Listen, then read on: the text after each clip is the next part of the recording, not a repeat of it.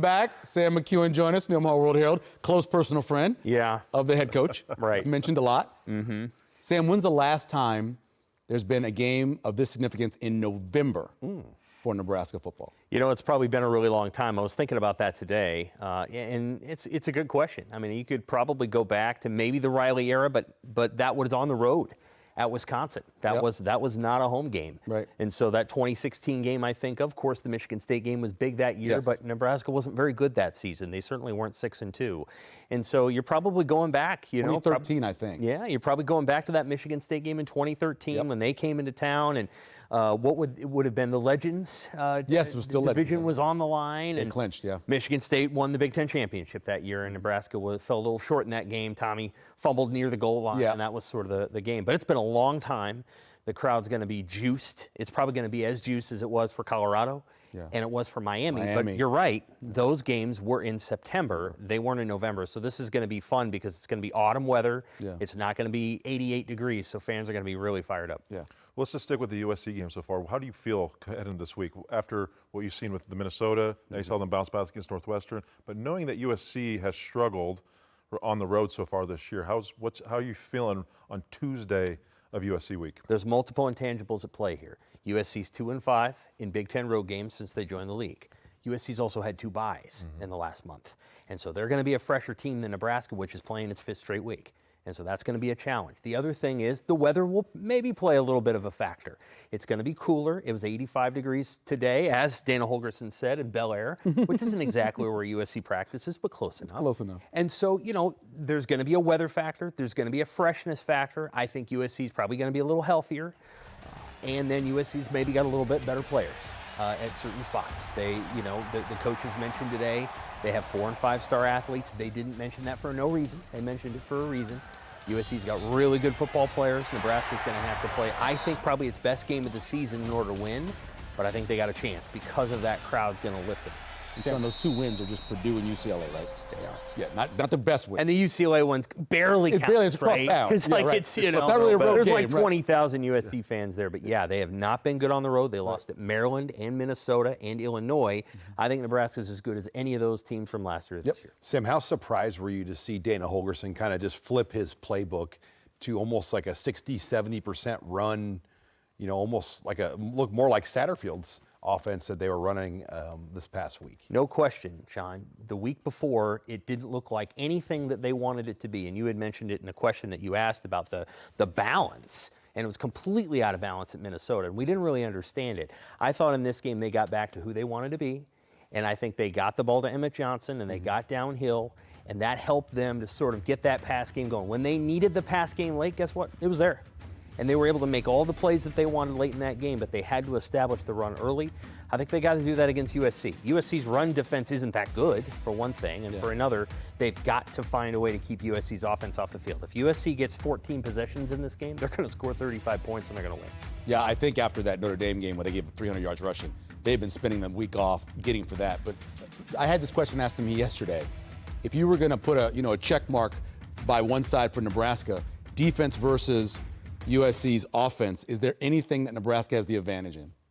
That's really interesting. I think there's areas where Nebraska can cover USC in certain spots. I do like Sierra Wright against Makai Lemon. As good as Makai Lemon is, I think Sierra Wright's going to be super motivated for that game, and I think he's going to cover him. And Makai Lemon works a little bit in the slot. He's a little bit outside. I think there's an opportunity there. I think if Nebraska is able to bring some exotic pressures, they might be able to get to Meava and get him to the ground. I don't know that they're going to get a ton of sacks, but this is a guy that will hold on to the ball. He has thrown some passes this year, look like optical illusions. How did they come in? How did he drop them in? They got to pick a couple of those off because I think he's been able to hit some incredible throws this year.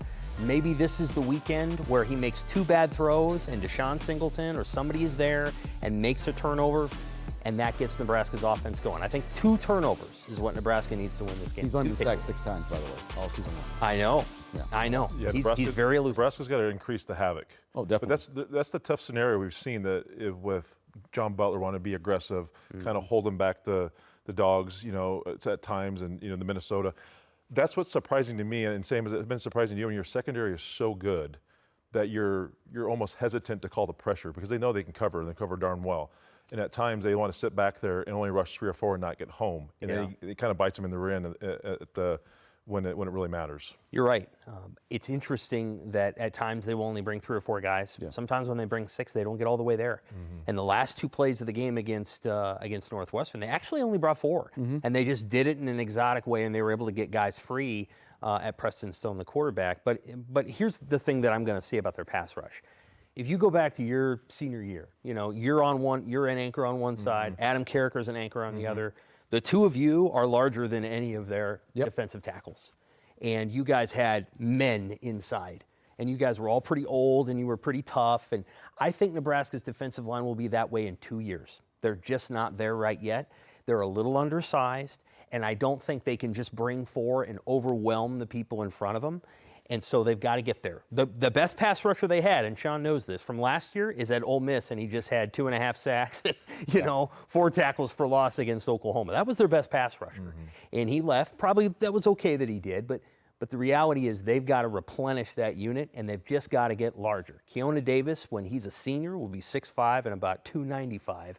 Right now he's 275. Last year he was 255. So he's in the process of becoming that butt kicker that he's eventually going to become, but he's not quite there yet. They need that Titus Adams 2005 guy. Well, they need him, who grew to like 305 pounds. Yeah, well, they need a guy like that. Having Titus, Lakeven Smith, Yes. Barry Cryer, and Oladaganduro, those guys were. You had depth. We had depth and size. Stu And Bradley, ball players. You guys have ball players. Yeah. Octavian. Yeah. I always talk about how great people don't respect how loaded those teams were. Lots of cups of coffee. A lot of guys who had long careers. Oh, in yeah. the NFL. Like Octavian played in the league. Played a lot of guys played in the league. Cowboys, Yeah. yes. Yeah, we had. Butler's doing a good job with this group. I think he's doing a good job because they're a little undersized and they're a little young, and they haven't quite grown into that. We're talking 19-year-old guys all over the place out there. When they're 21 and 22, I think you're going to see this become an elite defense. It's already pretty good against the pass. Sam, we're going to be gearing up now, too, for one of the biggest off seasons in college football with this coaching carousel. With LSU that just opened, we know Penn State, and a lot of these big jobs. I mean, what do you anticipate the months ahead to look like in college football with the player movement, the coaching movement, the assistant coach movement? I mean, is it like anything we've ever seen before? I don't think it's going to be like anything we've ever seen. No, and they didn't have a ton of firings last year, and so this year there was going to be more. Nebraska's got to hold on to its coach, for one thing. And beyond that, I think Nebraska's got to find a way to go out and get the right pieces to put together regardless of what happens in the coaching situation. And just as a nationwide thing, you're going to see movement all over the place. I think of a guy like Washington's quarterback, Damon Williams. He's an awfully good player. He's a really good player. Now, is Jed Fish going to be there next year? I'm not sure he will. Is Damon Williams going to go with his coach? Or is he going to stay at Washington? Or is there going to be a third school he goes to where he turns into a Cam Ward? Now, granted, he's not as tall as Cam Ward, but there's an example of a guy where I'm like, that guy's not going to be there next year probably, and where is he going to go? Players like that are going to be game changers wherever they land, and it could be Clemson, it could be Florida, it could be anywhere that his coach goes or that he decides to go. Let me ask you this, because obviously it's Indiana, Ohio State, 1A, 1B. Then it's Oregon. Who's the 4th team at the end of the season that will have a shot to get in the CFP out of the Big Ten? That's a great question. I think that if you were going to ask me for a 4th team right now, it would be USC. Okay. I think they've got just a little bit better offense than some of these other teams, and I think down the stretch, they do obviously have to win at Nebraska. They have to win at Oregon, which is very hard, and they have to beat Iowa. Iowa has the schedule that makes it possible. Yep. And the reason I say that is because they host Oregon, and that's a hard place for any team to win as Kinnick. And then they go to USC, winnable there, and then they have not lost at Nebraska since 2011. Yeah. And so even though I think Nebraska's a road game and a tough one, Iowa has a chance. So I'd say it's USC, Iowa, Washington maybe, then Nebraska. I think Washington Nebraska's gets on the got road, a hard. man. They got a hard schedule, Nebraska does. But if they can win this weekend, you never know. They could take off, and it could be really interesting. How impressed are you with what Kirk Ferentz has done at Iowa? Because I think we all kind of counted them out, and now they're playing some of the best football we've seen them play in a few years. They're doing what Iowa always does. Yep. But this time they've got a running quarterback as opposed to a guy that's 264 pounds and stands there like the guy they had 2 years ago. And so that's the difference. They went out and got a guy that can beat you with his legs and not just his arm. And as a result, they're going to be a threat down the stretch. Now, I don't know if they're going to beat Oregon, but if there was one stadium in the Big Ten where I was like, a team could pull an upset, it's Kinnick. They've done it before. They've done it. It'll be They've done it colder before. probably. Yeah. They've done it before, so if they pull that off, just imagine if Nebraska beats USC and then they beat UCLA and they do whatever they do at Penn State and they're 9-2 and Iowa's 9-2. Right. On the day after Thanksgiving on Black Friday, you could be talking about a CFP knockout game, 11 a.m. on CBS. There's a chance for that. Wouldn't it be great at night? It'd be great at night. It would be great at night. It'd be a great night game. I know. It'd be 11. It's going to be 11. Yeah. It's going to be, breakfast after Thanksgiving. But if that happens, then that rivalry that everybody's kind of been waiting to kind of kindle is finally there. 9-2 and 9-2 would be really fun. Let me ask you this. There's a couple reports out there, I think they came from On3, that it looks like maybe there is an extension, a huge extension, in the works for Matt Rhule here. Do you think that's coming? I think it's distinctly possible. The way that Matt Rhule has talked about the job since the Penn State job came open leads me to believe that he feels like there's a future here. Not just what he said on McAfee about the destination job, but the comments he made the very first day. Now, would he make comments about wanting to set up this roster going forward if he intended to walk away from it? I'd be surprised. I know that Nebraska is quiet about this right now. This would be an interesting week to announce it. This would be a good week to announce it in the lead up to this particular game. But I feel like in his heart of hearts, Matt Rhule may not think that this job is done here. It's just not done yet. Right. And if he leaves now and he goes to Penn State, and I think he'd have an opportunity to go there, I think he would leave knowing that he hadn't quite turned it all the way around the corner like he did at Baylor. When Dave Aranda took that job over, they won the Big 12 championship 2 years later. I don't know that Nebraska's quite there yet, so I feel like he just doesn't think the job's quite done. But we'll see. What do you think an extension looks like, though, at this point? He'd had 5 years already remaining on his He already contract. makes a lot of money. And his contract salary is going to be higher than Kurt Signetti's new contract. Yeah. Twice. So what does it, I mean, you can't really give him much more than 5 more years that he's going to be carrying. His salary pot can't, I mean, is it about money for the players? I mean, what do you think the extension is going to entail if he gets one? So I think you could add 2 to 3 more years to it.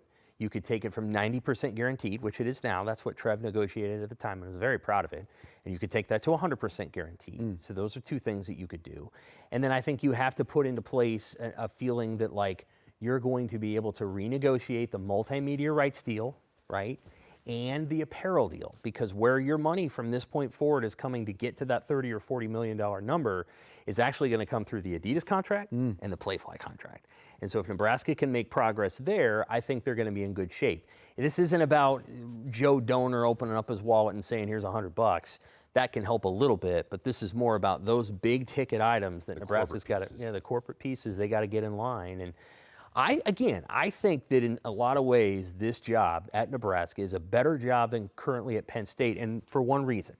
Penn State is hiring someone to build a resume that is equal to James Franklin. They're not even, I don't even think they care that much about the culture. They're just like, get us to the playoff and win a bunch of games. Right.